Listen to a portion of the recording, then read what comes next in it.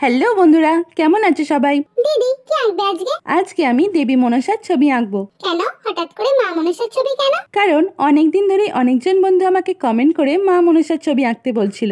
এবার যদি আমি না আঁকি তাহলে তারা খুব কষ্ট পাবে এবং রাগ করবে। ও তাহলে ভালো করে আঁকো। হ্যাঁ, ভালো করেই আঁকছি।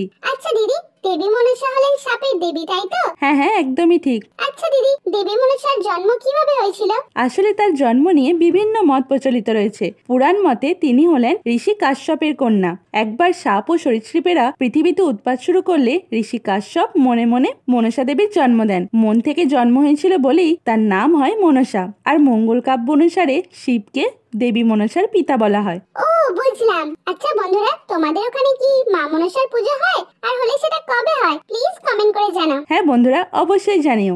দিদি তোমার আঁকাটা দারুণ হয়েছে, ফাটাফাটি। তোমাদের কেমন লাগলো প্লিজ জানিও। দেখা হবে পরের দিন। Bye bye.